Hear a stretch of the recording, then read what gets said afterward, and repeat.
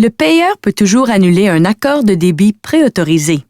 Pour cela, il doit adresser sa demande directement à l'émetteur de facture avec qui il a conclu cet accord et non pas à l'ACP ou à l'institution financière du client. L'ACP ne peut pas annuler un accord de DPA car il s'agit d'un contrat intervenu entre le payeur et le bénéficiaire. La procédure d'annulation d'un DPA doit être précisée dans l'accord de DPA du payeur.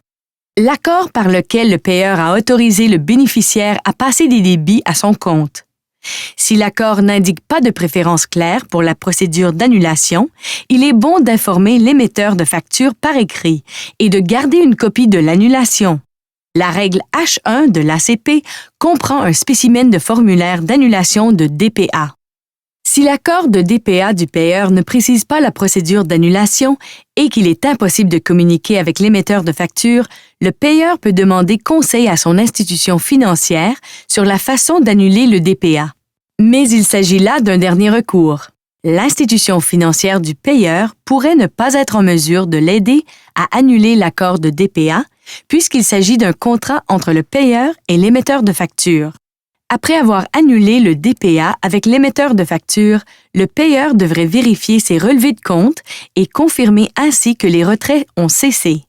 Si les DPA continuent d'être tirés sur son compte, il devrait communiquer avec l'émetteur de facture en question et demander pourquoi. La règle n'oblige pas à s'adresser d'abord à l'émetteur de facture, mais il est conseillé de le faire. Le payeur a toujours l'option de demander un recours par son institution financière en cas de débit non autorisé.